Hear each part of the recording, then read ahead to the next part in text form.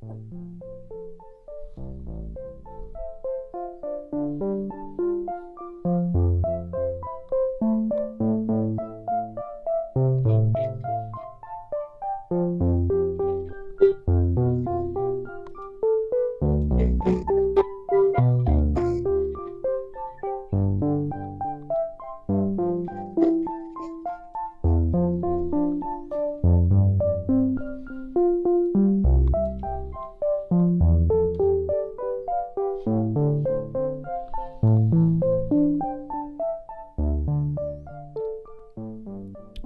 we're here. So apologies, folks, for the slight delay.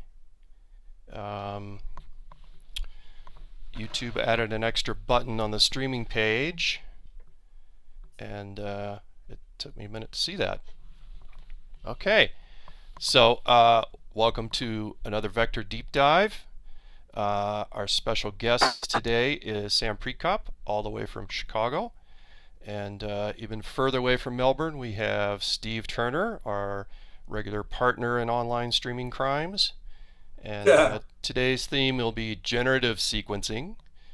And we also have some music from Sam we're going to play a little later. We actually have two selections to play.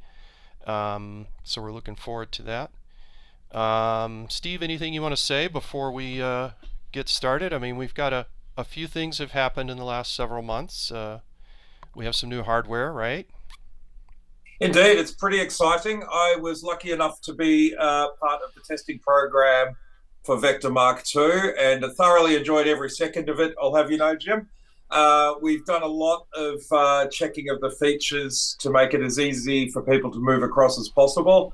And it's really exciting to be on this journey since, I guess, 2017. And it's been a real pleasure sort of, being here to work with you, Jim, and get to meet great people and composers like Sam Prekop here as well. So thank you very much. Wow, 2017. Really? I've been doing this for 7 years. It feels like it was decades. 17 or 18, I'm pretty sure, when I my first email saying, hey, what about this? So no, it's been a journey, and I mean the Mark II hardware started a little over a year ago. We were able to get some chips during the tail end of the chipocalypse. For I don't know, a year and a half you couldn't get anything, and then we got lucky and someone was selling 100 chips that were exactly the ones that we needed, and so we started working on the design, and it's not, we intentionally kept the panel and the UI pretty close, but this is very much an expansion in terms of the things I've seen people use the most often and request the most often. While we decided to keep the old USB jacks. Let me flip over to the system here, and we'll start going through all the different hardware bits. So we have a slightly updated panel design, and we have new knobs. These are the same knobs that are on the QVL. These are nice soft touch knobs. Basic UI layout is the same. This is a generative pattern I've got running here. I'll come back to this a little later. But we kept the USB jacks. Run clock reset are the same. External modulation inputs have an update. They now are bipolar inputs, so -5 to +5 volts approximately. Pitch, gate, and velocity, these guys are basically the same, but we have more juice on the gate outputs, so you can split them as you see fit, and still be able to drive whatever gnarly envelope generators you have around. New on the panel are CV, X, and Y jacks. We upgraded the DAC. It's now 4 channels, so 2 of them are used for pitch 1 and 2. The other 2 are for CV, X, and Y. And these are calibrated with a range of -3 to +7 volts. And so the full range there, that's pretty exciting. Yeah, so, very accurate. And there is a software feature. I'm not going to demo it today, but you can assign the CV, X, and Y on a Mark II unit to be for pitch, gate, or velocity.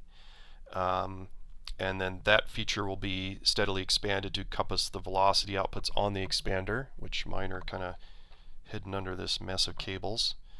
And then let's see, continuing to the expander, it's now 8 HP instead of 12. We dropped the DIN jacks and the DIN sync, and so we have MIDI on TRS, mini TRS jacks, which they do come with adapters. And then we still have our 8 triggers. The first 3 are bidirectional, and then we have our usual 4 sets of pitch, gate, and velocity. This time they're grouped horizontally versus vertically. Another big change here, we upgraded the DAC again. This is another quad TI 16-bit DAC on velocity with -3 to +7 volts. So when you run it by default on velocity, it's 0 to 7 volts, which is also on the main unit, 0 to 7 volts for the built-in velocities. And then, That's fantastic. Just yeah, pull you off a second there, Jim. When you say the triggers are bi-directional, are you saying they will send triggers out as you would expect, but they will also receive triggers in if you want to do something internal to the vector from an external trigger source? yes, correct. Yeah, So right. you can, by default, these output, I think it's like 16th note clock and an 8th note and a quarter note or something. And you can change these to be inputs instead of outputs, and then you can use external triggers to do things like step sequences, which is our good friend Chris Meyer does frequently. And in a way, it's similar to the run, clock, and reset jacks, which are bidirectional. It's just that if you're Yeah. sending in CV sync, they need to come in here. But if you want to step parts, you can do it through these jacks or through the trigger outs. And then, so these velocity outputs right now in the current firmware are just velocity, but they'll quickly be extended to be what I call flex outputs, flex CV, so they'll be pitch, gate, or velocity. So this is interesting because now we have, between the two modules, we now have 12 calibrated outputs for pitch. Pitch 1 and 2, CV X and Y, pitch 3 through 6, and velocity 3 through 6. And then lots of trigger outs. So if you have a large system and you want to run 12 monophonic, well, you can run 8 monophonic parts, but you could also run some monophonic parts and some chord parts, even multiple chord parts actually. Or if you have a lot of drum voices and you want to have lots of velocity outputs, you'll be able to use all 6 of the velocities and even repurpose some of the other CVs. Oh, that's huge. Yeah, because I leave my trigger outs, I would say 80% of the time, my trigger outs are connected to my various percussion modules, but having 6 different velocity outs as well, I actually hadn't made that connection until you just said it then. That's pretty huge. Yeah, lots of, so lots of flexibility. And just a shout out for the Mark 1. I have a Mark 1 on my bench with about 95% of the code ready to run the Mark 2 expander. That's my goal for next week, is to get that firmware update out. That firmware update will also include several other tweaks to 3.0 features like fills, sequence control settings, and so forth. Basically bring it up to date with what's in the manual for the Mark IIs. And also, let me grab a manual real quick. We have new manuals, and this covers both the Mark 1 and the Mark II with the 3.0 software. And it's a lot of familiar stuff, but it's been updated to include features that were before in an addendum. And of course, I'm already adding more stuff, so there'll probably be another addendum, but we have new manuals. Fantastic. Yeah, so back on the hardware side, we changed the color scheme just a little bit, updated it a bit.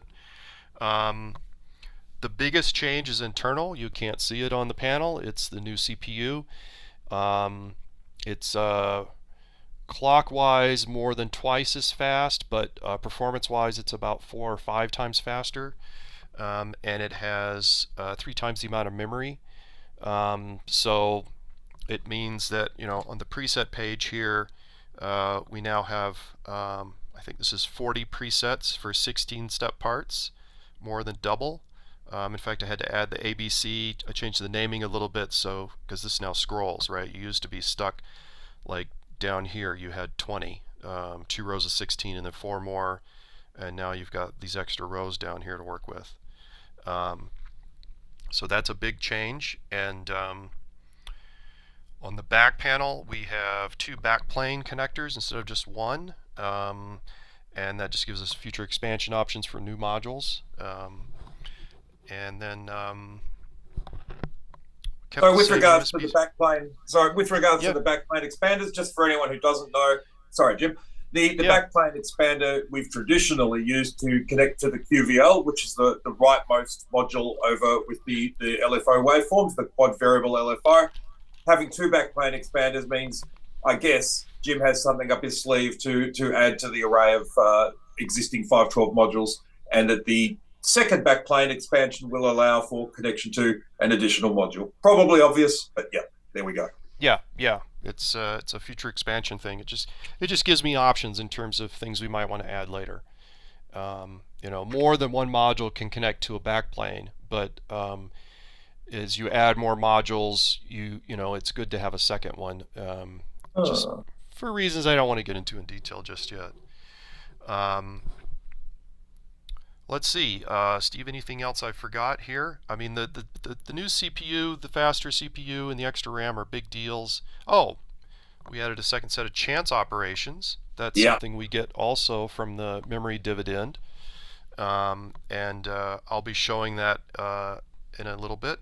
Also, in the sequence controls, again, both related to extra processing power and extra RAM, we've added more free run options. So on the Mark I vectors, you have pitch and gate and velocity, and on the Mark IIs, I added pitch, ratchet, and both chance lanes as free run. And this is also something I'll be showing in a little bit. No, I think you've covered just about everything there. The other thing, of course, is you're still supporting Mark I. There'll be Absolutely. cross what's the word I'm looking for? You'll be able to use the expanders with both sequences in the very near future. And so that's good news for people who are going to sit with the Mark I for a while. And really, there's no reason you shouldn't. It's a great unit. But also, if you want to get in on the Mark II, you could use your original expander or buy one of the new ones. The benefits being some of that extra DAC capability on the velocities and so on with the greater voltage range. I guess that's a reasonable summary, Jim. Yeah, yeah. The support for the new expander on the Mark I vector is coming the next couple weeks, and then support for the old expander on the new vector will follow after that. In terms of availability, we got some big dealer orders earlier this summer. Well, it's now fall. Last summer we got some big dealer orders. We've been filling those. I haven't checked lately, but when I last checked, Perfect Circuit in Detroit in the US had stock. Nightlife Electronics in Vancouver, Canada. Signal Sounds in Scotland, and Schneidersladen in Germany. And we've got a few more dealer orders we're preparing, and I have a few units that I'm hoping to get on the 512 web shop in the next couple days. You know, it's a process because you know, we're not used to getting a whole lot of orders at once, so we're playing catch up for a little while. But it's good. We're taking some time out to tell you about all the new stuff today. Fantastic. I think if we were playing a drinking game, doing a shot for each of those vendors, if I purchased from them, I'd be in a lot of trouble this morning because, yeah, they're the ones I've been dealing with for a while. So, yeah, great. Yeah, I think that's something good to note is most dealers will ship internationally. Yeah. So, all right. So the overall theme for this live stream is generative sequencing. So I've got 3 generative demos to show you. They're all pretty straightforward. And as a part of that, we're also just going to show you a few basics for people who are new to the vector, see what's going on here. So I'm going to, I've loaded a project that's just a test project. There's not really anything in here. This is probably a pattern I generated last night.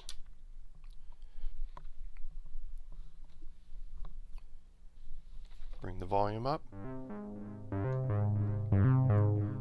So I've got a little delay. I'm going to turn that down.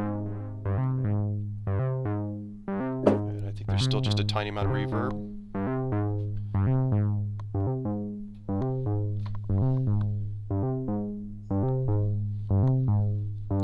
So this is some random pattern that was already here. I'm going to clear this pattern by holding down the Shift button and pressing the rightmost white key. This is clear. Now when you look at the vector overall, we have our edit buttons along the top. Well, the jacks, connection jacks along the top, and then our edit mode buttons, and then the displays, LEDs and encoders, and then down here is a 1-octave mini keyboard.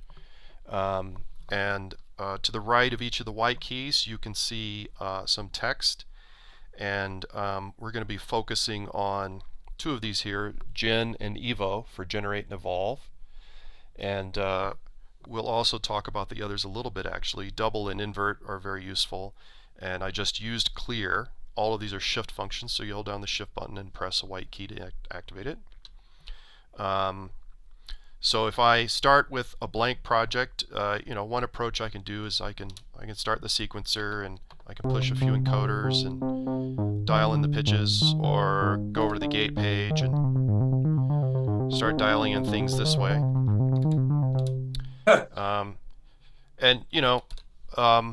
Sometimes you come to the sequencer intentionally and you're like, okay, I want these notes and this kind of a pattern, and that's a way to do that. Or sometimes you just want to kind of do it almost unconsciously, and that's another way to, sometimes you just get good results. Sometimes you have no idea, and this is where the generate and evolve things come along. So the way this works is there's a series of internal algorithms, and they have names, and I'll discuss these fairly briefly. The first three are acid ones, and they work best with 16th note patterns. And then there are two Berlin school ones, so I'll show a couple of those. Basically, whenever there's more than one, we have 4 acids. Generally, the first one is the simplest, and then the second or third one becomes more elaborate. Yeah, and they sort of add in things like tide notes or pitch glides and things like that. So exactly. I'm still waiting for the AC/DC mode to go after acid, but okay, that was terrible. I'll show myself. Well, that's when we had our tube add-on, but we have to. Yeah, I'll leave that to someone else. All right, so let's generate a couple patterns.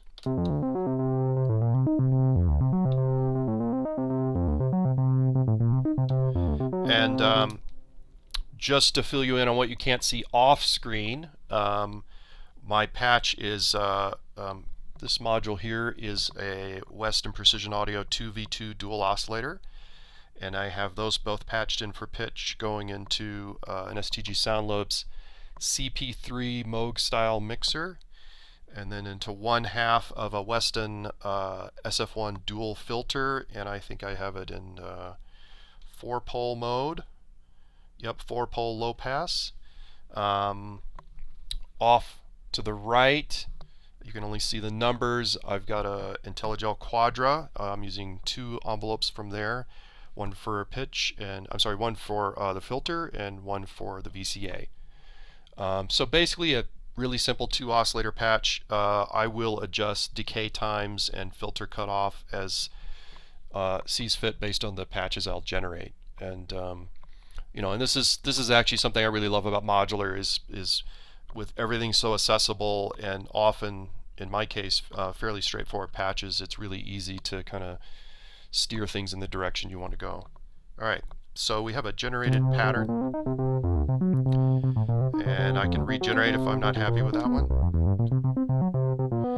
Now, in terms of key and scale, I can jump over to globals, and I can say I want to be in E minor, and everything gets shifted over to the different key.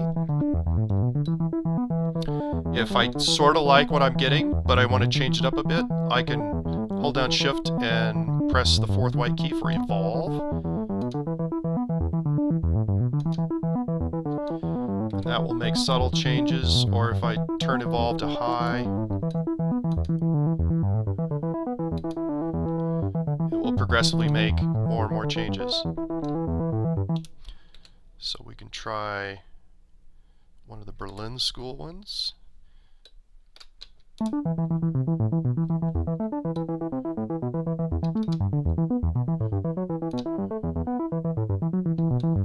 Now, something to point out is that when we generate these patterns, pitch, gate, and velocity are the only things that get changed. Sometimes pitch glide, but never length repeater ratchet or chance ops or modulation.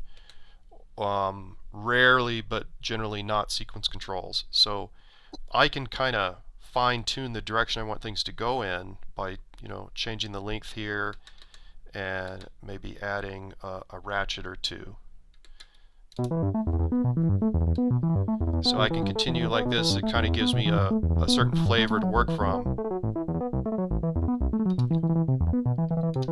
And then I can just start noodling around on here.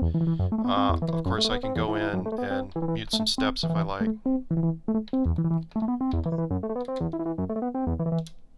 You've got the undo feature as well, which is helpful, I find, when I'm doing generative things. Sure. If I do an evolve, and I think actually I liked what I was doing a second ago more, then you could do an undo to the level of one Correct. One undo. Correct. So I can be running the sequence. And then it's like, well, I like the other one better. Hold down the Q button, and it will go back to the previous one. And alternatively, you could just keep that preset and then create another, copy it to another location and modify from there, enabling you to keep the one you liked, but still keep evolving as well. So it's an immensely powerful idea starter. In fact, one of my friends locally uses it pretty substantially for a lot of the professional work he's doing, just to get sort of embryonic ideas to start from. Yes. And, and I think one of the keys, definitely taking liberal use of shift preset will duplicate your current preset. So anytime you have something you like, if you duplicate it, you'll have the old version to go back to. And then also with that is just to spend some time playing around with the different algorithms. They all have different flavors, and like I said, you can kind of push them in a certain direction by using the sequence controls or modulation tricks. We'll talk a little bit about more of those in the next demo. 357 tends to do odd length patterns. It basically generates a short pattern, 3, 5, or 7 steps long, and then we'll repeat it out to however long your sequence is. So I'm going to take this back out to 16 steps and generate a couple of these.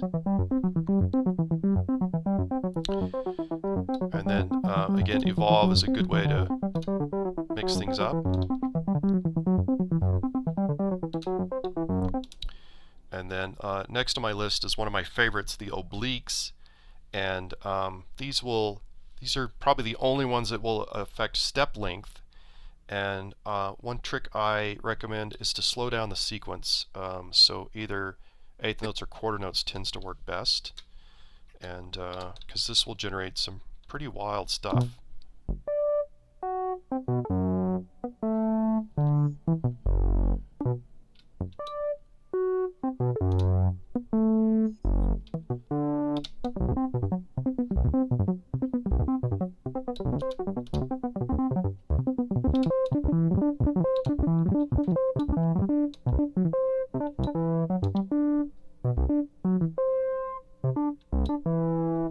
Let's really slow this down.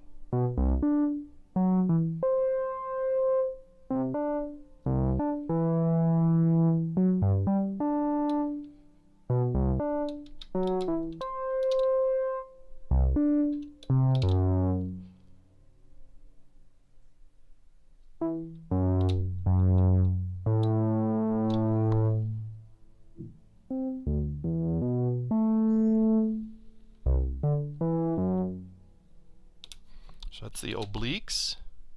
Actually, I'll do a couple on number 2, which I think is even more crazy.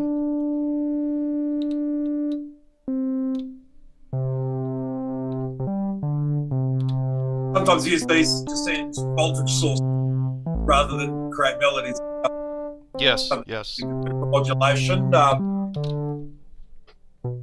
Those odd steps and the unpredictable variation can be interesting as a modulation output. Yes. A little shortcut I've been using is to hold the Q button and push encoder 9, and that turns on follow mode on or off. So follow mode is when it's on the second half of the sequence. I missed that shortcut. That's a great one. Well, I've learned something.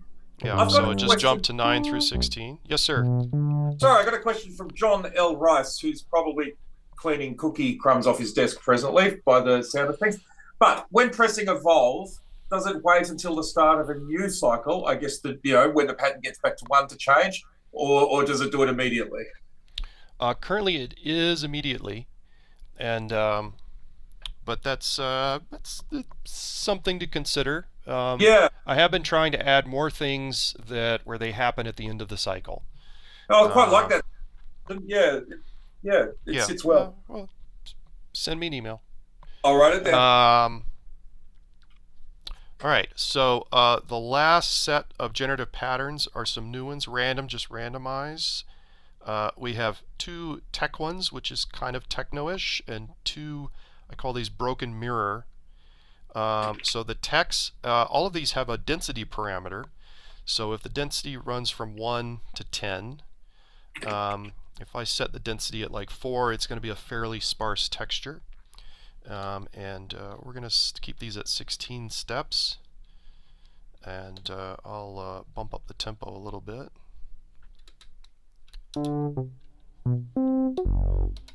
Clear this out, generate a new pattern. We can drop this down an octave.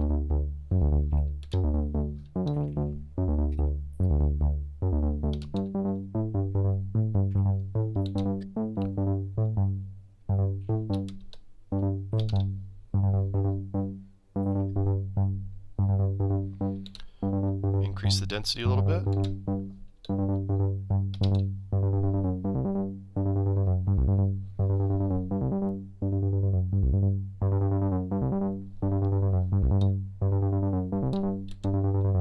Of course, evolve is another way to modify these things.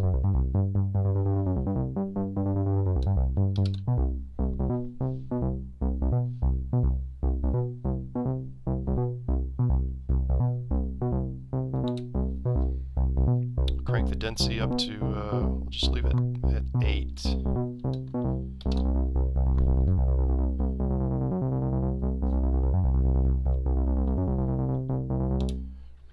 And then broken mirror is Tech 2, I think adds slides or something.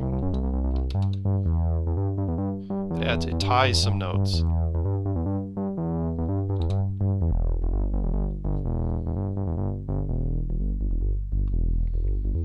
Keep this in the middle range so it's easier to hear. And then broken mirrors. Go with a medium density, which sometimes you don't get anything. There we go.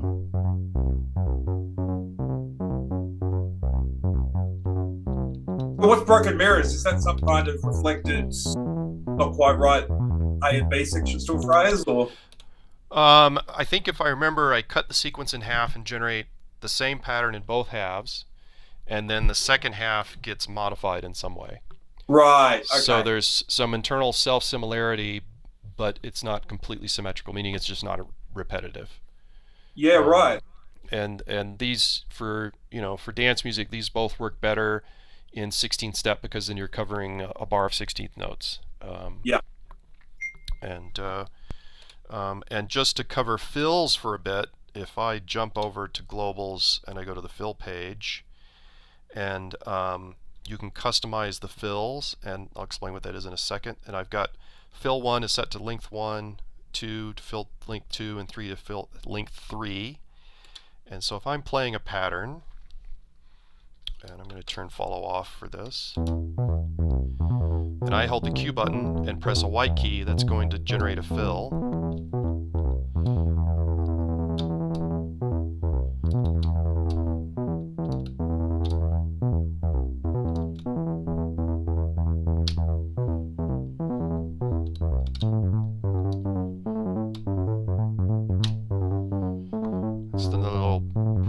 performance trick we've added in version 3.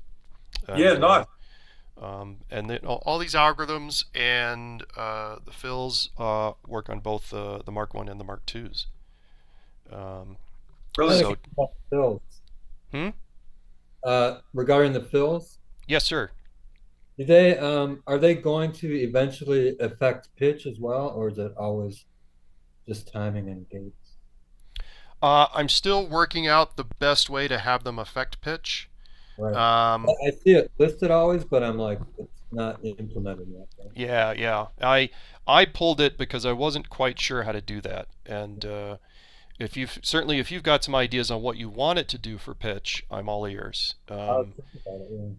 Yeah, I mean, It we could have be like sort of implementing that evolve feature that evolves it, but then goes back to what it was, on the fly. sure. Well, that could be one option. Is that when you're in fill mode, you've got an evolve thing going on, and there are a couple ways I can do that non-destructively.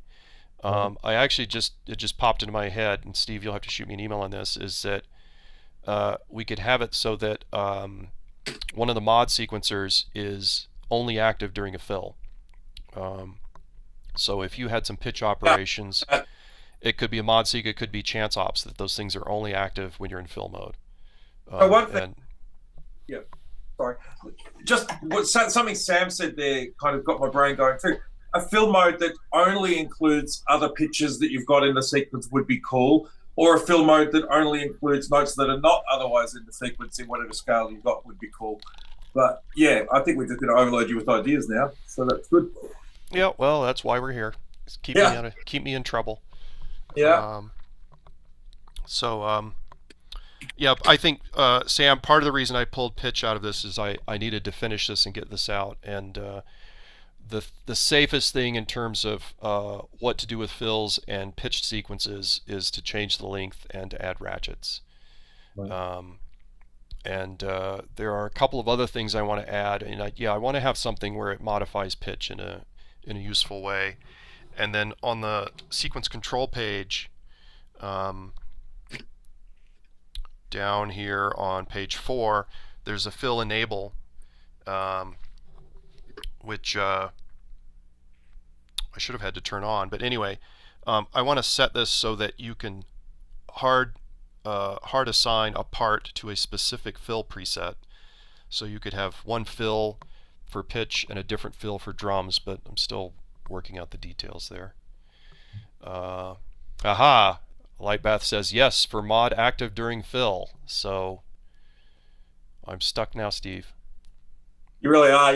It's in the public domain too. So yes. Well, and I have a deadline because he'll be joining us for a live stream in December, I gather. Very good. Yeah. So, okay. Any questions on generate and evolve before we move on? Going. All right. So let me let's get us back to group chat mode. Deadlines are good, Jeff says. So, all right. Our special guest today is Sam Prekop, and he is an active vector user and also very active on Instagram. I can be a little weird about going into social media and being afraid to go into social media to see what's going on that I'm missing out on, but always enjoy seeing Sam's Instagrams. Whether he's using the vector or not, it's always just a few minutes of beautiful music and always recognizable as being Sam's, but always different. Many different colors, styles, emotions, and Sam, actually, a question I have for you before I'll read your iTunes bio in a minute, just for people who don't know you, is and this is something that I'm having a hard time dealing with, is describing electronic music that isn't dance music. Like if you're putting on a party and it's dance music, you can say, oh, it's EDM, it's techno, it's house. But if you're putting on a show and it's electronic music, but it's not dance music, I'm not quite sure how to describe it to people that aren't active in the music community. But just specifically for yourself, let's say you're at a party and you met somebody new and you're talking to them and they say, hey, what do you do? And you say, well, I'm a musician. They say, oh, well, what kind of music do you do? So, what would you say if I asked you that? I usually just say electronic music. Yeah. But depending on if I sense they know, if they're familiar with a bunch of different genres and stuff, I'll say that it would stem out of, sort of a krautrock, the history of that kind of stuff. Brian Eno, early stuff. Like Another Green World, I think is a high watermark for me in terms of, Oh, absolutely, absolutely. and Desert that's Island Selection for me, like for a sure. record really. But then, like craft work is a big deal for me as well, and that sort of bridges the two camps, I would say. I mean, it's definitely been hugely influential on dance music, but they came out of sort of experimental improvising sort of attitude towards it, which is my approach as well, is that I'm improvising within the idiom pretty much, which is also a hallmark of dance music and techno, sort of improvising on a micro scale, or like the arc is sort of similar, but within the cells of the music, it sort of changes as it goes along. Mm-hmm. Mm-hmm. But I try to think about all of those things at one time, but I come out of a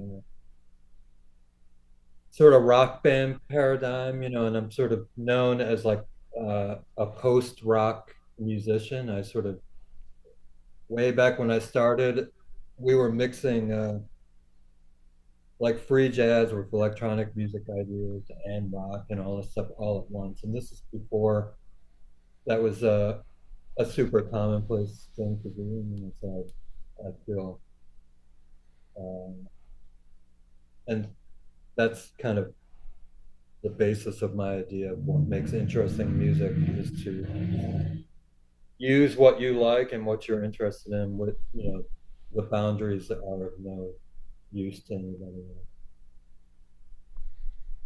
Very nice, very nice. And when you're sitting down at the system to write some music, do you come in with some ideas, or you try and keep a clear head and just sit down and let the instruments talk to you, or experiment to find something, It's or mostly like when I'm starting, I'm just throwing a bunch of stuff out, trying to find something that I haven't heard before, and then um, usually if I use my Ableton Live thing as like a huge sketch pad, so I'll save interesting snippets or longer sequences that do stuff, and then I'll mark them as potential things to work on later. Um, and the vector is really good because it's always in sync very well with like my whole studio. So it's nice, I just know what tempo everything is at, and I can usually go back in and add things to it or play over it. So usually, yeah, I'm just in search mode and improvising and messing around with that. Sometimes, oftentimes, it's the sound that will come before the notes. It's sort of like this feels a certain way. Sequences will push it one way or another. So I'm pretty open-ended with it. When I finish a piece, there's often a lot of arranging in the computer and overdubbing other things to, round it out and make it feel like things really evolve and sort of start one place and end up somewhere else. yeah. So basically, you're always recording while you're improvising, and then marking sections, and then Not the whole time, but yeah. when I get to a point where I'm like, oh, this could potentially be something useful later on. I mean, I'll go through long sessions of not recording anything, actually, just because nothing's really jumping out to me. And then the two tracks we're gonna play, one now and then one a little later, are, it's not even on, is it on iTunes? I can't remember.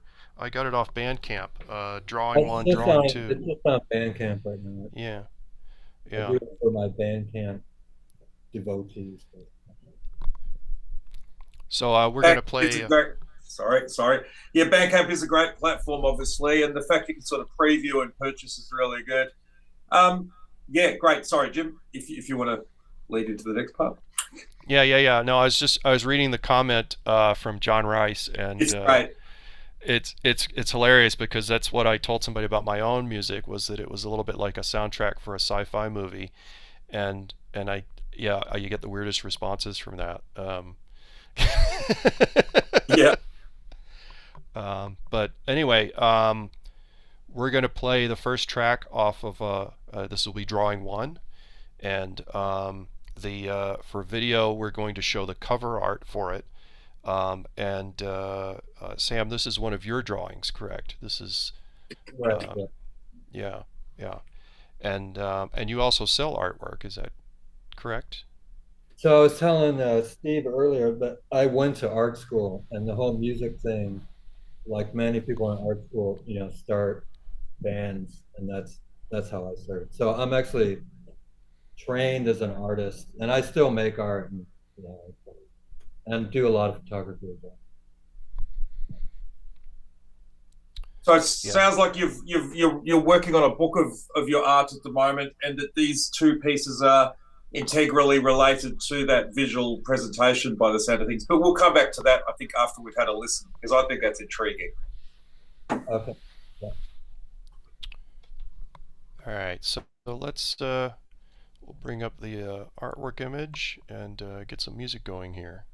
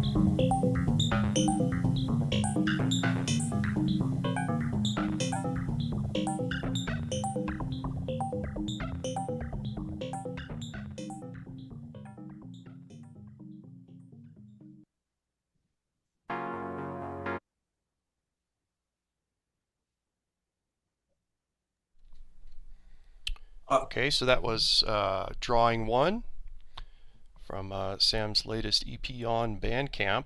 I think somebody's dropped the link in the discussion. Yes, I did.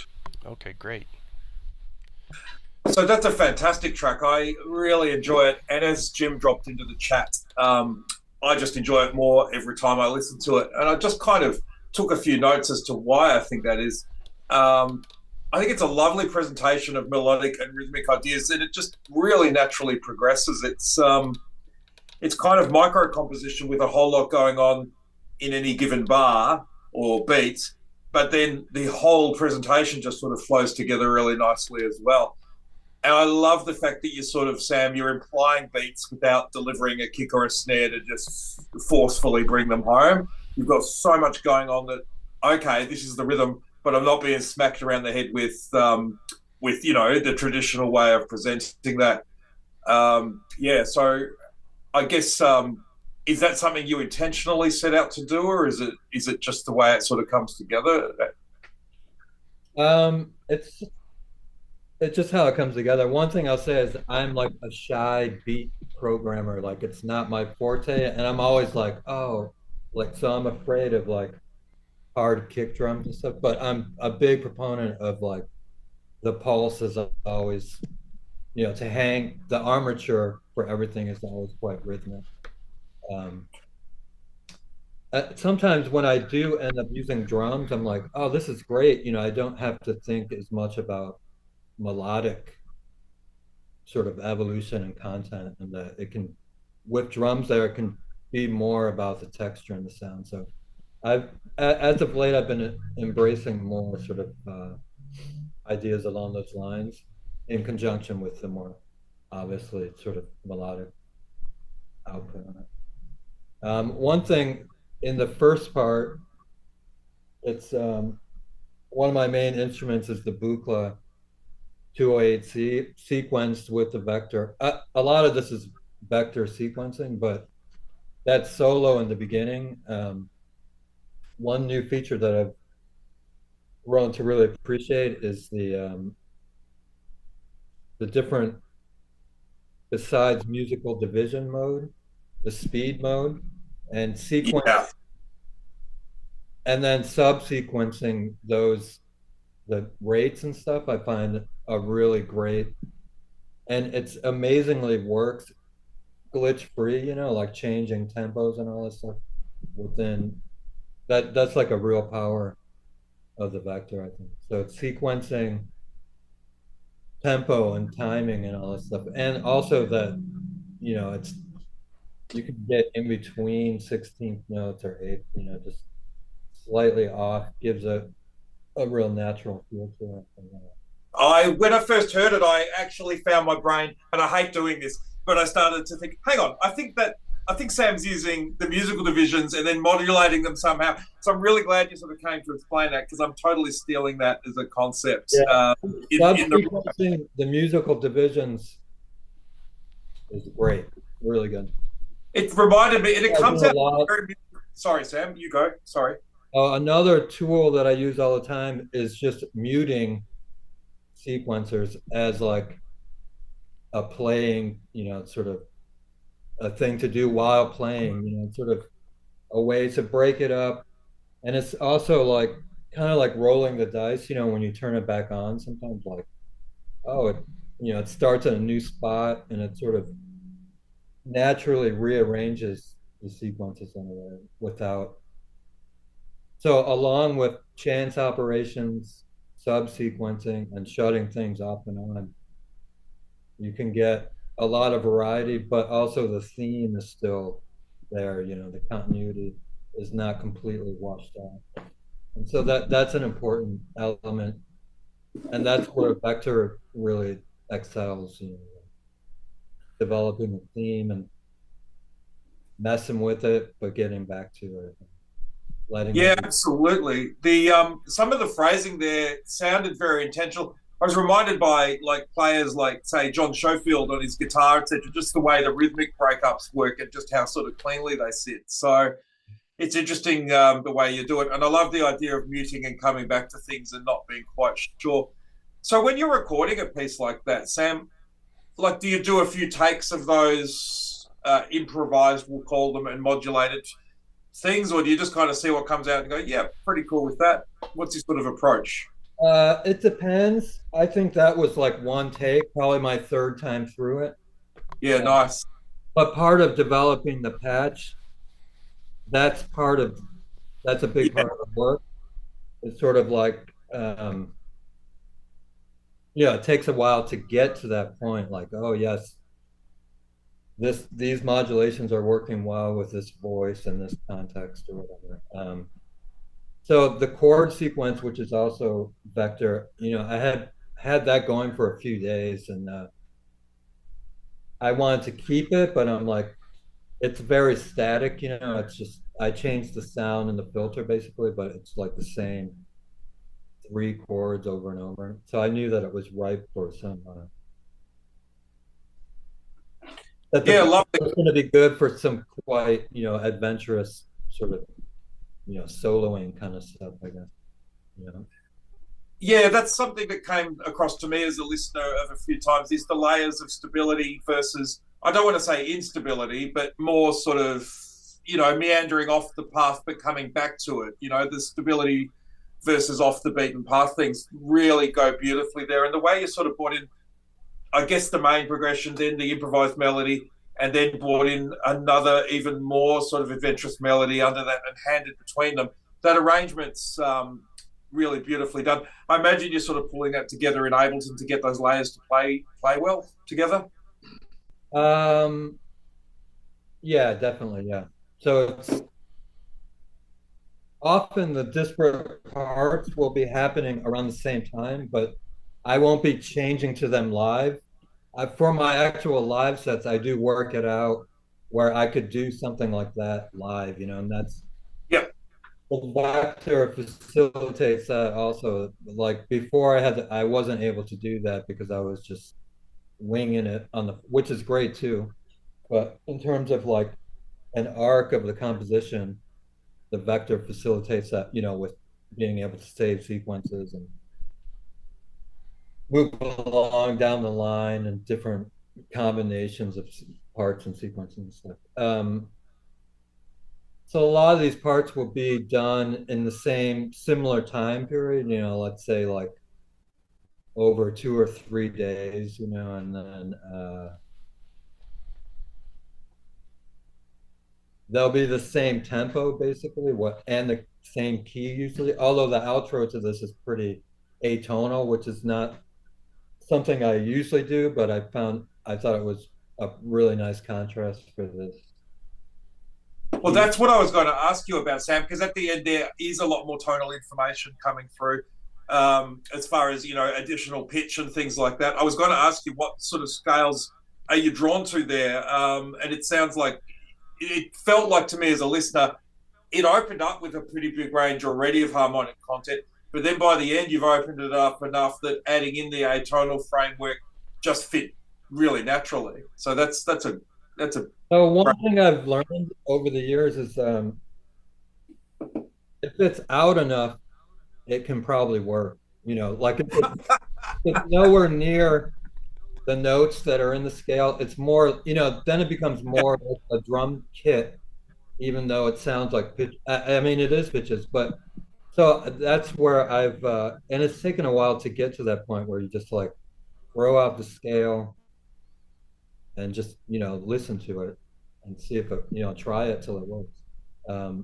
Because that's like a FM oscillator with lots of modulation going on. And, it's rhythmically in time, but it's very, microtonal and lots of sort of percussive modulation and stuff going on. Are you still using the 12-tone scale there, or have you transitioned to something else? For that part, I think I was using not the vector necessarily.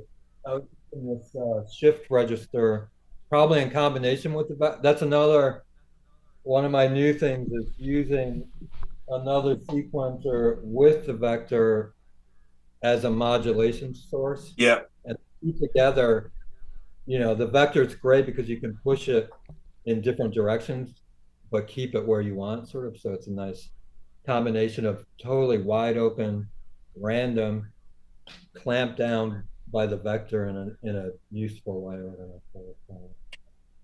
Yeah, I use a pretty reasonable infrastructure of sequences as well, with the vector sort of driving things, and it's a great playground when you can just get everything clocked beautifully with your main sequencer as the vector, or clocking from Ableton, as I imagine you're doing, maybe CV Tools. I'm not sure what their product is, but yeah, that's a big draw card for me. It's interesting because through this discussion, Sam, you've covered a couple things that'll be in the following demos. One of them will be using subsequencers and chance ops, and the other one is going to be using external CV. So it's actually these little details about that kind of exploration. That's very much a part of what I'm interested in as well. Is you start with some basic ideas, and then you have all these other tools you can apply to them to take them in different directions.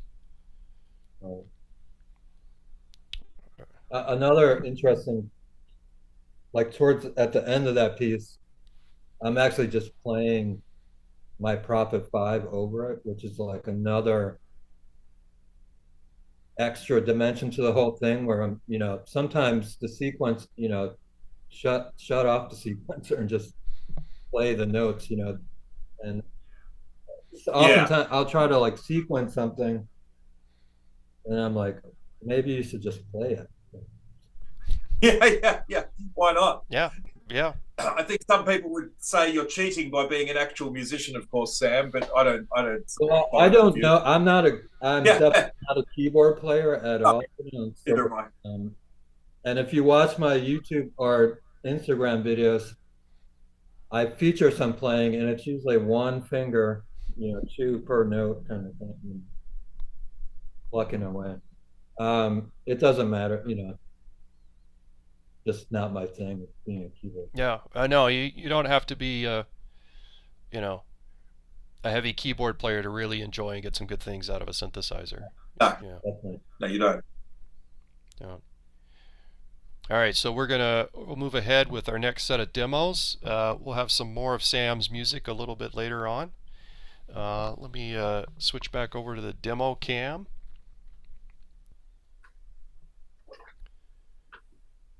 See, Steve, this time I'm remembering to spotlight. You are. You're doing. We've come a long way in 7 years. Yeah.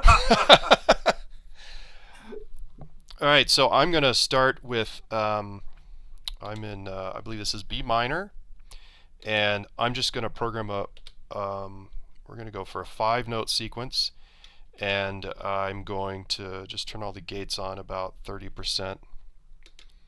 And I'm actually just going to kind of do a big chord. So basically I'm going to dial from second step from a B up to a D, and then we got an F sharp. Hey Jim, did you have your transposition as -5 then? I'm not sure. I do, and I'm turning that off. Thank you. And then this one I'm going to go with an E. So almost randomly picking a few notes, specifically an odd number of steps. Let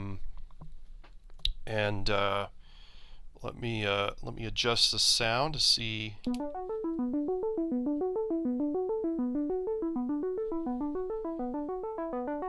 That sounds pretty good. How's the level on your end, Steve?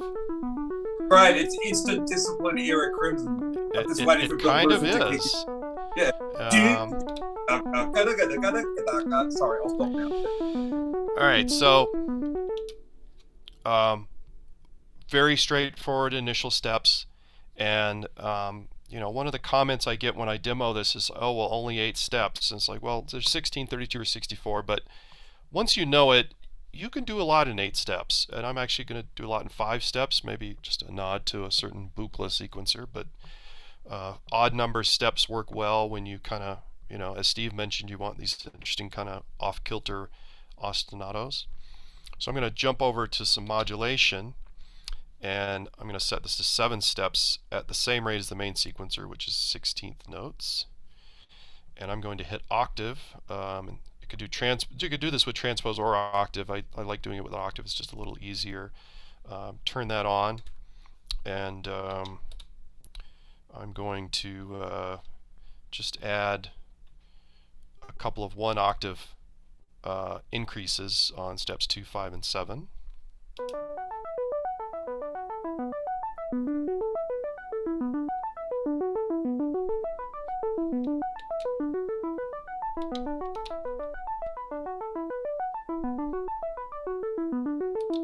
And now add a couple of drops.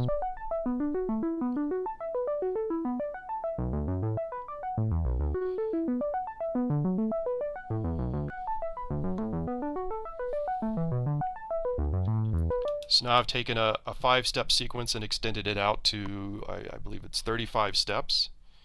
I can take it a little further. I'm going to use chance ops 1, and the default operation is mute. For those of you new to the vector, there are 3 pages here. We have probability is now first. That's a new change, and that'll be part of the 3.0 release for the Mark 1s as well.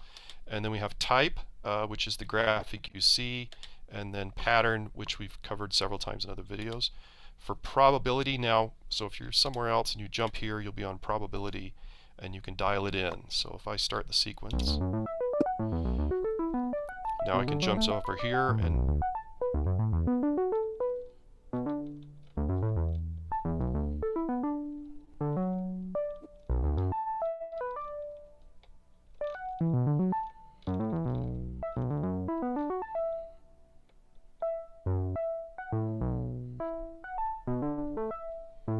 so I'm going to leave it in this kind of sparse area. Again, we started with a 5-step sequence, and now we have something that's of indeterminate length. I'm going to go to chance ops 2, and I'm going to set step 3 to be jump to step 1, which is quite far along in this list, and set the probability to about 50%.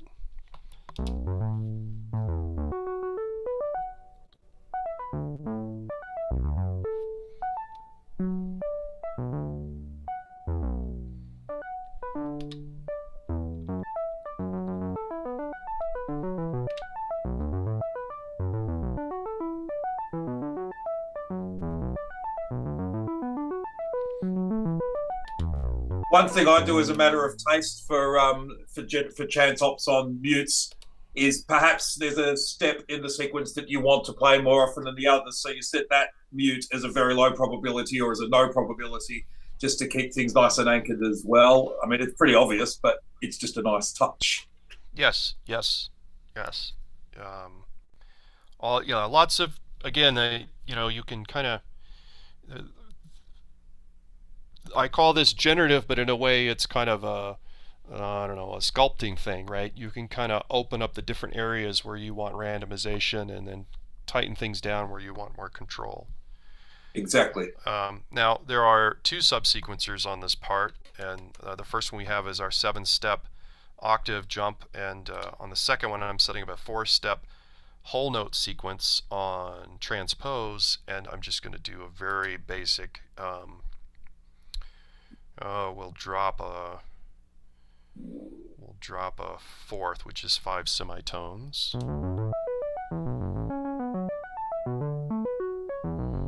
I'm going to slow this down a little bit, go down to 2 whole notes, and just on the last 2 bars.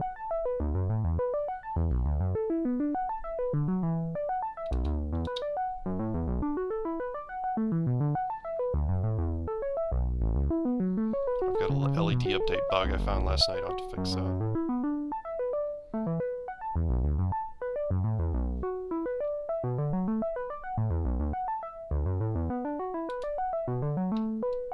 So, I mean, there are different ways you can take this further. I've still got some chance ops. I could add some ratchets.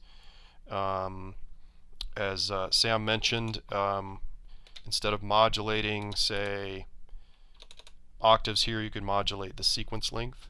Lots of opportunities there to kind of push us into different directions. So that's my second generative demo. Steve, any questions before I move on? No, that's Steve or Sam? I really like the mask feature. Ah, sub sequencers. I think that was like a huge update for me a couple of years, whenever that happened. Yeah. Okay. So let's see. Up on that time, changing one note can be really effective. It's sort of a nice way to carve out an extended pattern. All right. So let's see if I can. So I'm going to do this on subsequence 2. We're going to speed this back up to whole notes, leave it at transpose, and this time we'll go up a fifth. I love that function that Sam's describing because it adds, with all the programming that you do, not programming, but this configuring you do to get it right. Yeah. More and more human. Like, I know Sam's a guitar player, and when you're playing a guitar, you might have an ostinato phrase of 5, 6, 7 notes. Okay, I'm going to change this one occasionally. That's something that masking allows you to do in a really lovely way.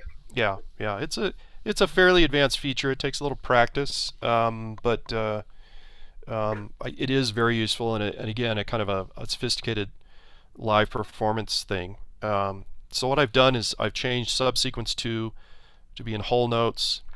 I've set it to transpose. A little M here means that this is masked. I'll explain that in a second. And then I've set down by a fourth and up by a fifth as my transpositions, and like half is down and half is up. So there's always a transposition going on. And I'm actually going to go and turn our octave transpositions off for now, just so it's a little easier to hear. And then the last setting is in sequence control. Page 4, I've turned mask to sub 2.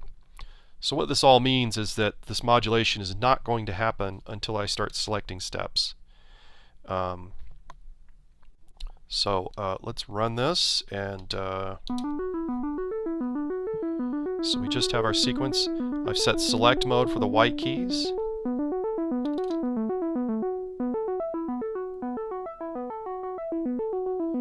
So now steps 2 and 4 are going to be transposed. Let me make another change just so it's a little easier for folks to hear. I'm going to set this to 2 steps and set these up by a fifth.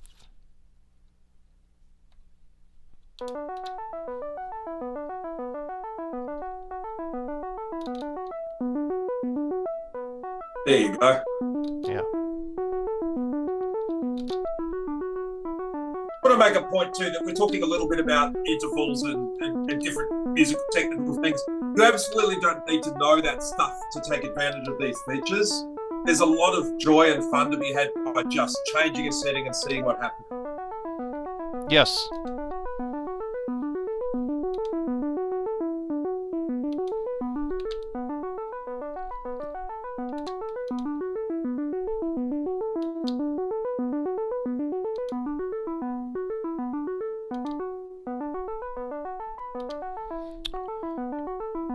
And since we're in kind of syncopation land, I should go ahead and show free gate,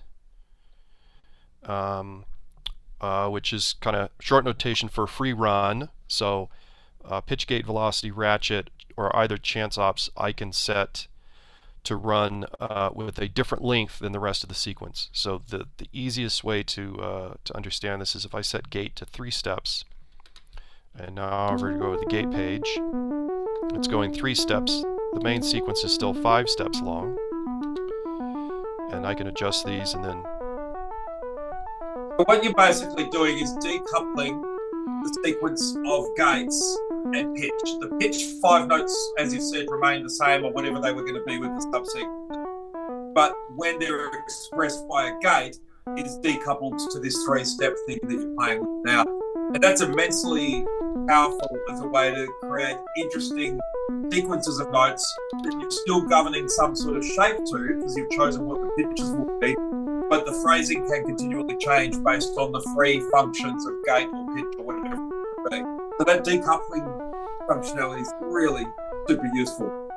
Yes.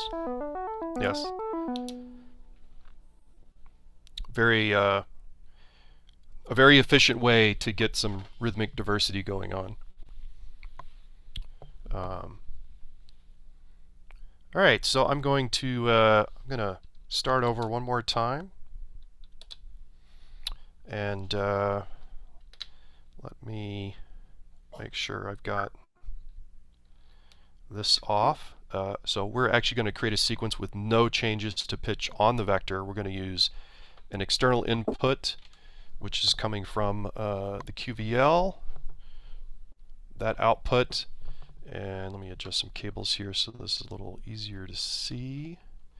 So we're going to be using a waveform out of the QVL called the Lorenz attractor, which there are actually some analog modules that do this, and not many digital modules do this.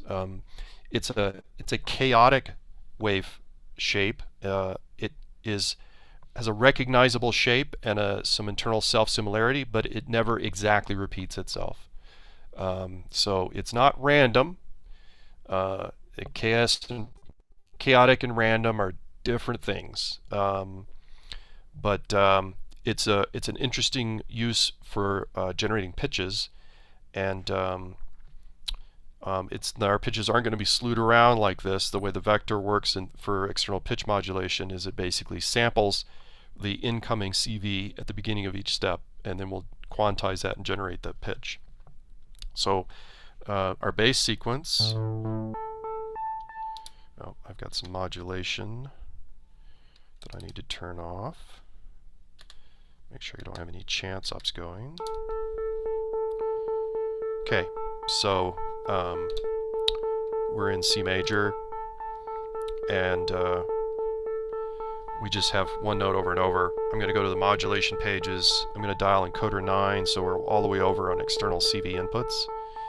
And for the source is external 1, and the target is pitch 2, which in this case means 2 octaves of pitch.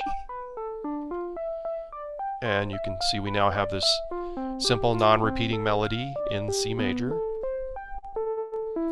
I can adjust my CV source so I can slow it down.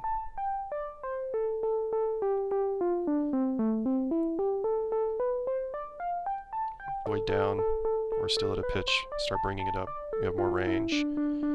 If I run it fairly fast, then we get a little bit more of a random thing. If I run it slow, we get more of a scalar type of shape. So this is nice enough on its own. This is a great application for subsequencers.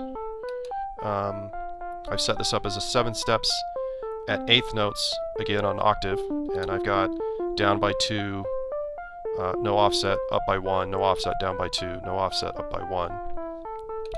And if I turn this on,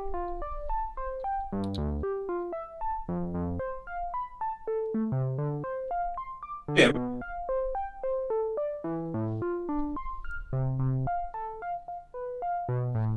Modulating on and off of the subsequence. I'm going to write that down.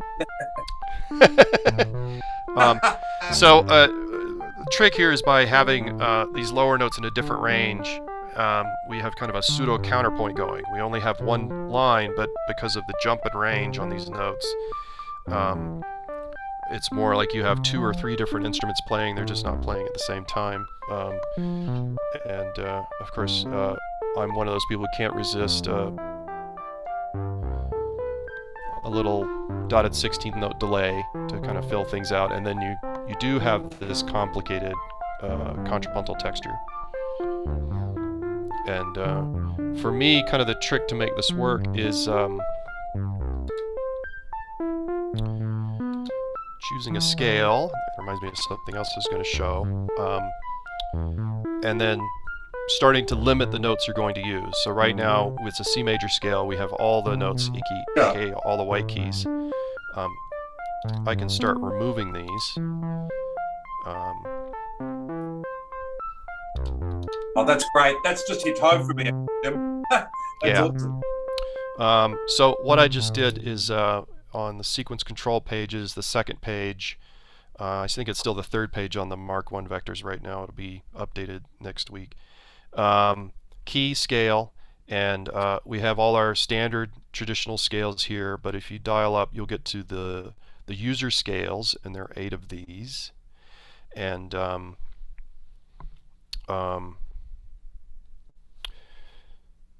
and also there's a little add-on. Right now these are only on the sequence control page. These are global, so if I go to part 2 and I dial in U2, it's going to be, change that to be, part 1 is in A, so actually I'm in A minor, not C major. It's the same scale. If I make changes here, they'll be visible in part 1 as well. I just need to add it here, and I have not yet. Bad Jim. Okay, so anyway, once you're on a custom user scale, the mini keyboard, not including the top C, just C through B, you can now edit the scale in real time. What happens is that the notes, whether they are from your built-in sequence or from an external CV source, on output they will be quantized to the scale. If you're editing the sequence, you'll be limited to that scale. But if you already have some other sequence running and you start modifying a custom scale, it won't change what you've written into the pitch pattern until you start editing it, which is easier to experiment and discover than it is to explain. Yeah, so basically you've got the pitches in the vector, which could be any pitch related to what's available when you dial those pitches. Let's say it's a 12-tone scale, you've got every pitch available. Then if you go to a user scale and you blank out some of those notes, the pitches you've already got that aren't in the new collection will still appear, but they'll quantize when they play to be only the ones that you've included in that scale you're modifying as you go. So it's like the last level before it goes out of the CV as pitch is quantized to whatever's in the available scale filtering that you've got. And why that's powerful is because you can just add the notes back in and it'll go back to the pitch that they were originally when you dialed them, which is cool. Yep. What you said, Jim, but I just said it again because I was processing it. So. Yep. No, that's kind of yeah. Learning how to describe it is a good way to learn how it works. I will frequently call Steve up on Messenger and have some gibberish idea that after the 4th time explaining it, I will finally understand how it should work. He just called me slow, by the way, but that's okay. It's okay. Did I call you slow? Oh, no, you didn't. It's all good. Okay. All good. And then this kind of segues into something somewhat related obliquely, is being able to change the user scales from, say, a launchpad would be nice. And one of the things I'm thinking of in terms of future releases is that we have, in addition to the session page on the launchpad, I'll just show that on the manual, that we might do some sort of alternative to that, more performance oriented. So those of you who use launch pads, here's the current layout, and Sam had mentioned how he uses the part mutes a lot, and I certainly use those a lot, but I could see having part mutes and a little keyboard and maybe something to pick user scales. Oh my goodness. Yeah, it's still like just amorphous ideas, and I am of course playing with fire, bringing this up on a live stream, but I know there are those of you watching that are very interested in kind of making these somewhat hidden features more accessible for live improvisation. I wanted to open up the discussion, and we'll see where that leads. Well, I've got to say, in the chat, user scales have generated quite a few comments. Lightbath has just written Launchpad performance scale page. Goodness me, that's triggered my stuttering. Launchpad performance scale page. That does sound really good. So, So more things to, this is the sort of thing where people that are using the Launchpad a lot are using some of these more unusual features, it's start sending me emails with ideas, and I'll start collating them, and we'll see what we can come up with. Yeah. And then just to wrap up this demo, I was doing all this with essentially no internal pitch sequence, and of course I could have started with a basic sequence and then use an external CV to modify it, which is similar to something Sam was talking about earlier. And again, this is a way you can integrate the vector into a larger system, even if you have other sequencers in your system. It's still a really useful thing. And again, this is, in a way, I think of modular synthesizers as being a generative environment because they invite experimentation so easily. And well, I've already got something. Sorry, Jim, churning around in my head, which is create a sequence, but only allow one note to come out, and then gradually add notes as the sequence progresses through the piece. That'd be heaps fun, and possibly a cheating way of getting to do what Sam was doing earlier in some ways, at least one dimension of it. There's another Sure. nice thing I like to do, which is modulating the gate input, the gate's width and size with the external stuff. It's kind of a different flavor than the chance operation muting, so it usually works like with faster clocking or whatever. So sporadically muting sections of it with an outside CV works pretty well. Yep. You set the gate length, at the right spot for the right amount of CV hitting it. It can be nice random skipping of things happening. But it can be more pattern based than like the chance operation stuff. Yeah, I mean, I think that's all a very powerful area to explore. I mean, that's why I went ahead and put 2 subsequencers in there, is modulating step length, modulating gate times, both internally with a sequence and externally from other sources, LFOs, other sequencers even.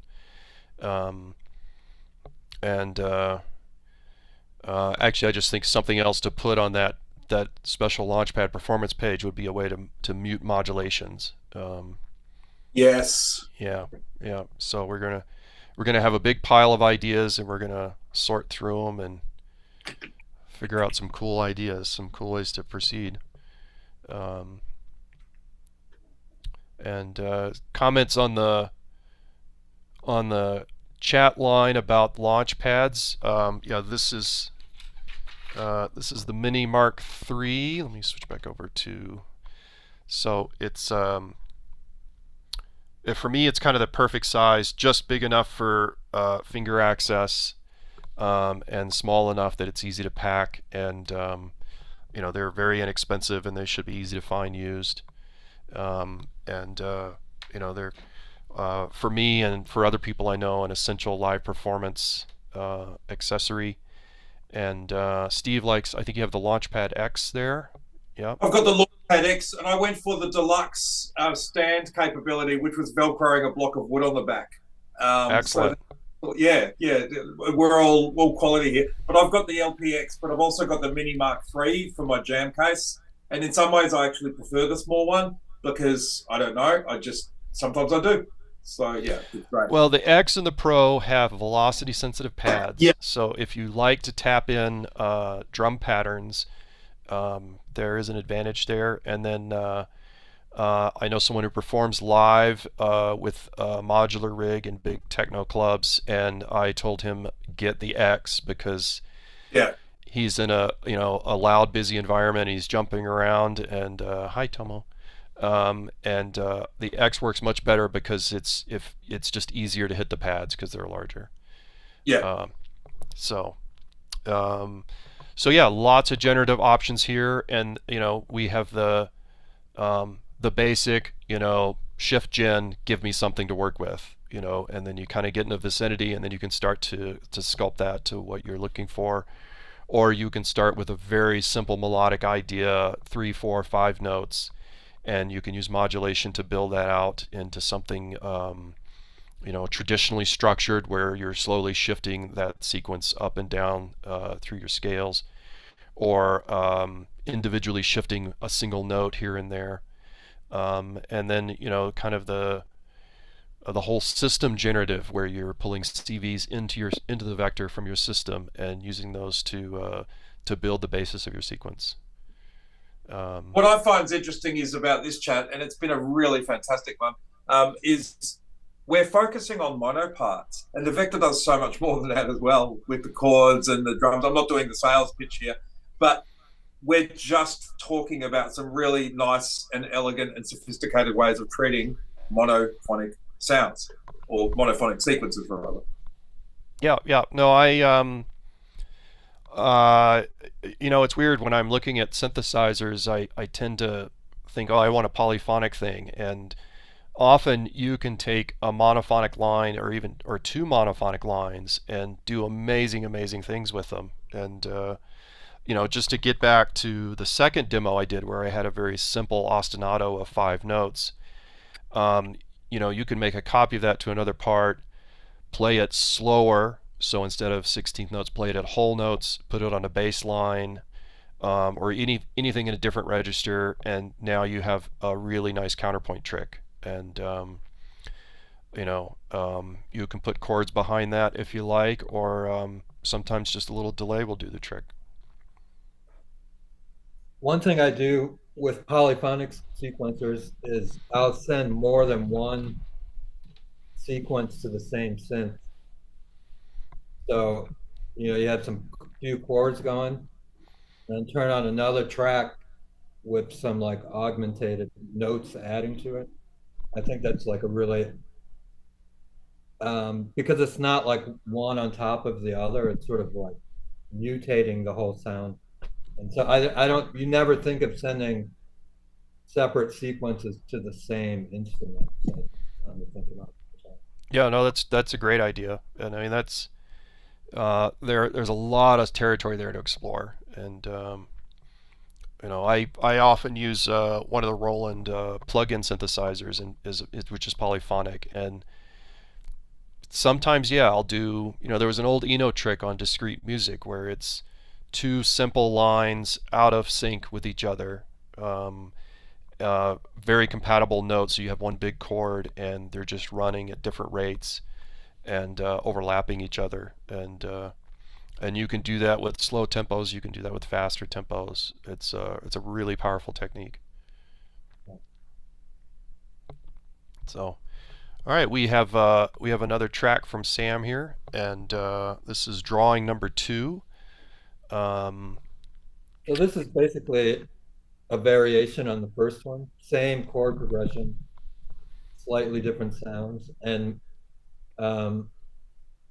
when I finished both of them, I sort of preferred this one just because it's more open and less busy, I guess, in a way. So, but now in retrospect, I like both of them fine. But this one, it's sort of like a coda of the first.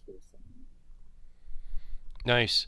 And I gather these were composed like within the same time vicinity, one after the other, or yeah. All right, so here we go.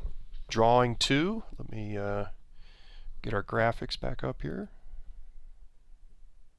I love that artwork. Thank you. We were talking about it looks like buildings or a bookshelf. All right, I'm going to mute now and let Jim do his thing.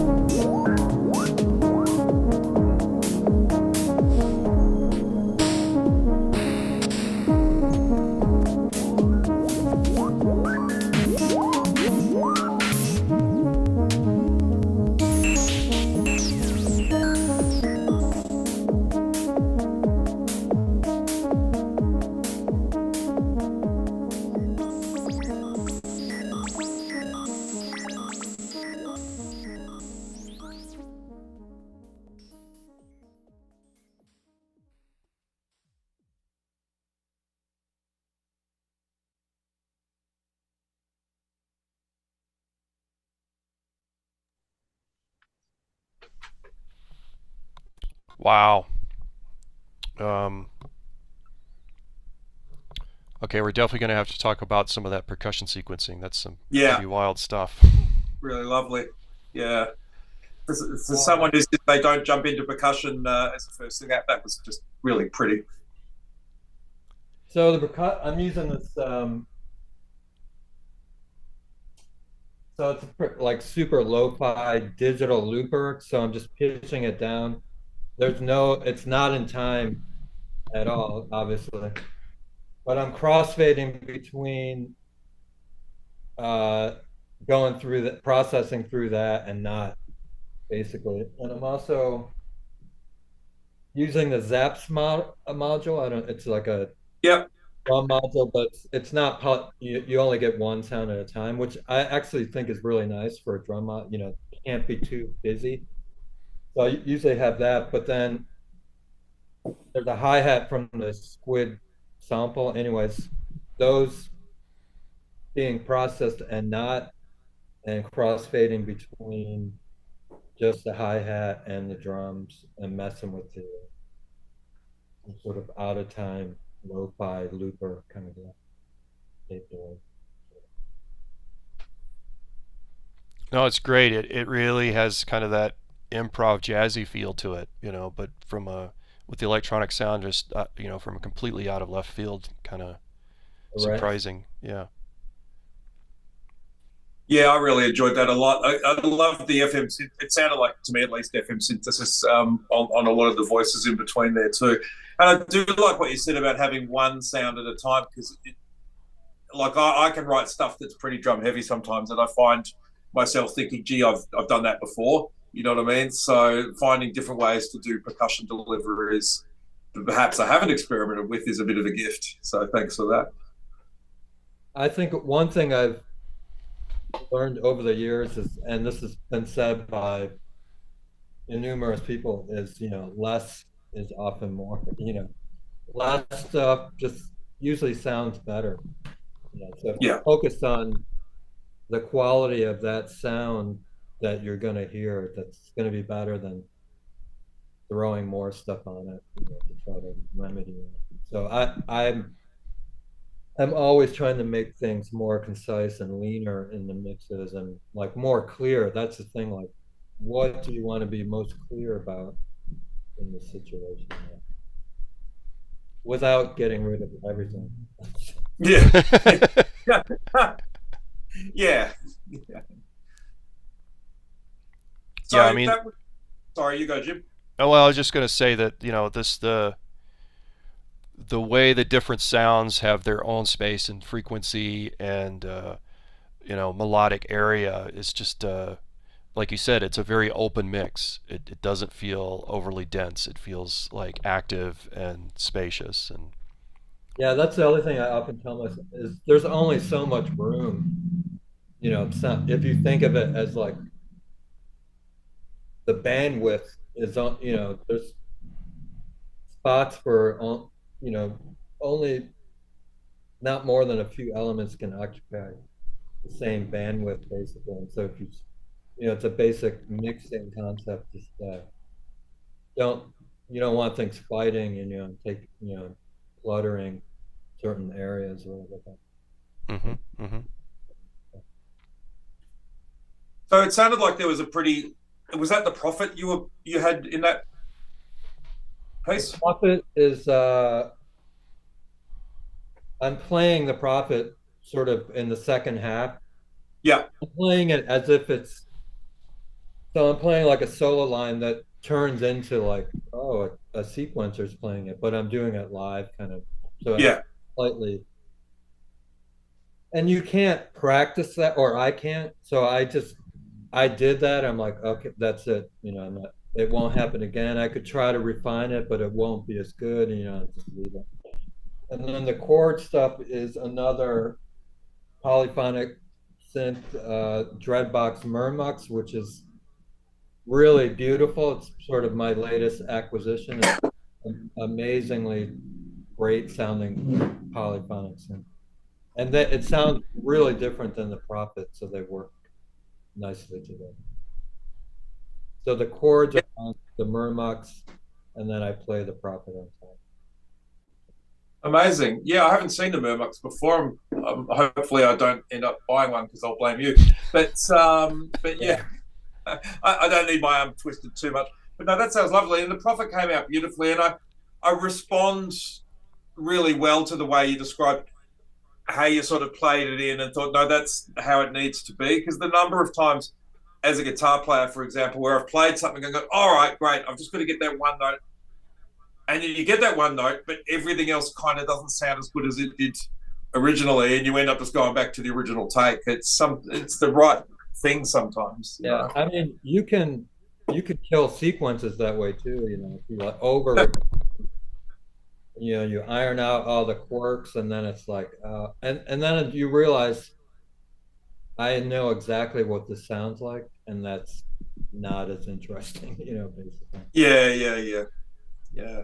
That's what's so great about, electronic studio is, for me, it's finding stuff by accident, and the trick is recognizing those things that you didn't expect to hear, basically, and just like, making them into something. That's the hallmark of the electronic studio, I think. Yeah, lovely. Absolutely. I mean, it's interesting because playing out with modular gear, I don't play out very often. I'm often in a bit of a panic, and I try and prearrange things so it's there's nothing a lot that I have to do. I play on a instrument and I have to do that, but there's still an awful lot of fine tuning, and every performance is different. Even if I've got most of the sequences already built up, there's still little things I'm always changing. It's always a little different. And and I know people who do a lot more in terms of modifying sequences on the vector when they play out, and I think that's something that really carries over into the audience, that kind of energy, because people can automatically tell when it's even if it's all sequenced, it's still being performed live, there's still a lot of a human element to it. Yeah, definitely. I mean, I think that's a big part of the show, the modular show. People like to see all the stuff, and that you're doing things, and something could happen, could go terribly wrong. I think it's all part of the Yeah. I noticed that playing live is, the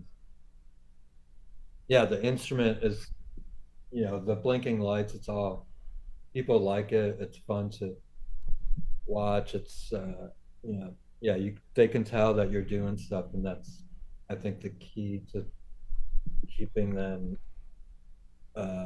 paying attention to what's going on. Yeah, absolutely.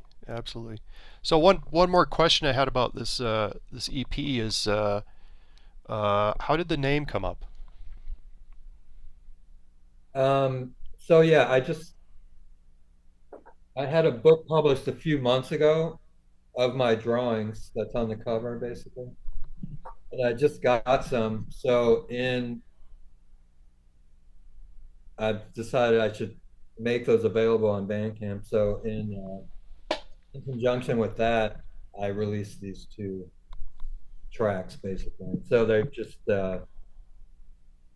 in the spirit of the book of drawings, basically. Pretty lazy titling, but I'm like, you've already got the cover. You don't have to work too hard. Just throw it in there. So it's sort of a last minute. I've been working on a record that's based on shows I was doing in the spring and early summer, and I'm almost ready to mix it and finish it and be done with it. But I felt like I need to get something out there, and I'm like, oh, I have this book. I'll just finish these two tracks quickly, and have it make sense with the book. So that's how I have to say, I'm really looking forward to the new album. I mean, this is yeah. I mean, I always enjoy when I hear a distinctive voice doing electronic music, and and the artwork, I think, works really well with it as well. So the book is available on Bandcamp then. Yeah. I'm just dropping a link to it in the chat. Great. I'd love because I'm so used to asking Jim for things, Sam.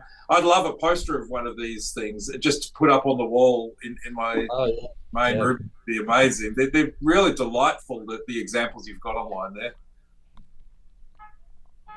Something very relaxing, and it just draws you in.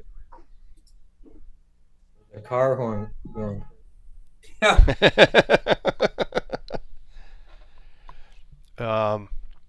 So we have, let's see, a couple questions from the chat. Is V3 firmware available for the Mark I?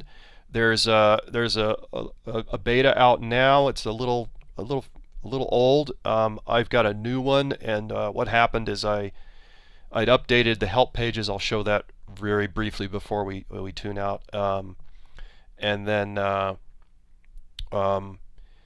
I updated a lot of the Mark I help pages, sequence control layout, and fills to be feature comparable with what's on the Mark II.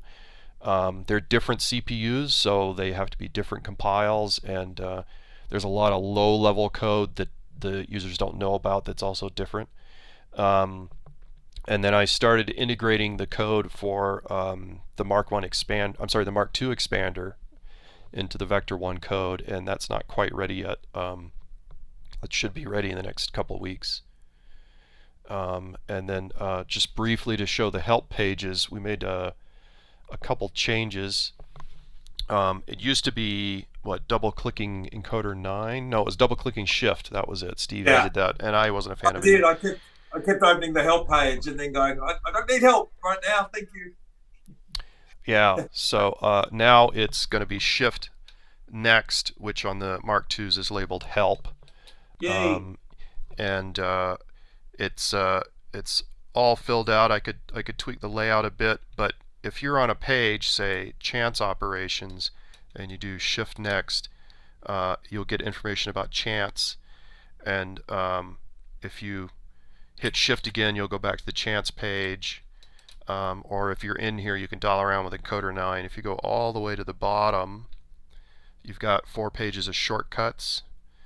And then if you go all the way to the top, you've got kind of some general information on using help pages on the mini keyboard here we've used earlier. And then it just starts going through all the different edit modes. So that'll be fully filled out in the next Mark I release. Again, coming out in the next couple weeks. I've got a couple. Well, we did a synth meet Thursday, deep dive today, and then a couple shows I'm running Thursday, Friday. So, but it's hopefully just a few hours of testing with the old vector and the new expander to get those out. Yeah. Steve, anything else or any questions I missed in the chat? So Jason Gilman Jr., would it be feasible to have a template system? This way I could support the project with either my usual MIDI or rack-centric routing. And he worded it really well as opposed to I just want it, yeah. So yeah, that's a very high priority. Steve's been banging me over the head for a while now, and I'm running out of excuses quickly. So the way it would work is if you save a project under a specific name template, some short variation of that so it fits in the file name limitation. Then when you go to create a new project, it will make a copy of that project. And then if you want to change your template, you just load that project, change it, and make sure to save it under the same name. But if you loaded the template, it'll show up as proj 004, 007, whatever. So yeah, that's I will not escape that one this year. That's for sure. Or even the next 3-4 weeks. Yeah. Yeah. That's good. Thank you. Thanks, Jim. Yeah, that would be great. For me, I set up my routing to my 8 trigger outputs, MIDI stuff, clock, all that. It'd be great. Cool. Yes, release it with the UUU. Okay, inside joke. Yeah. So, Anyway, Sam, I huge thanks for showing up for our crazy little deep dive. Very enjoyable, some lovely music, and really a lot of inspiring tips from you in terms of using electronics and the modular and the vector to make some amazing music. And You're a great sequencer. oh, thank you, greatly appreciated. And then for everybody in general, thanks for showing up. Of course, this will all be online later, and in a few days we'll have it indexed so it's easy to find different sections. We are hoping to be back on a monthly deep dive schedule for the next several months, and I'll be announcing those as we can get those scheduled. Yeah, any more questions? Anything I missed before we start signing out? Oh yeah. Oh, greetings Click from the like and Berlin. subscribe button, says John. Thanks, John. Yep, smash the like and subscribe buttons. There we go. Yes, yes, definitely. Like and subscribe. Be sure to check out Sam's Instagram. Join that, and I've got to find this book on Bandcamp. I'm really interested to see more of these illustrations. And greets to Berlin. We'll see you folks in May at Super Booth. I gather that there's some other concerts. There's a big concert going on, so anybody going to Berlin for Super Booth, the tip is to start booking your stuff now. Anyway, yeah, getting back to a monthly plan. Thanks everybody for joining in. Again, you can find me on Facebook and Instagram, or info@512.com. Steve runs a very active 512 user group on Facebook. Yeah, thanks everybody for joining in. Excellent. Thanks so much, Sam. I really enjoyed getting a chance to meet and talk to you about your arts. Thank you. All right, thanks guys, and thank you all, and until next time, have some good sequences.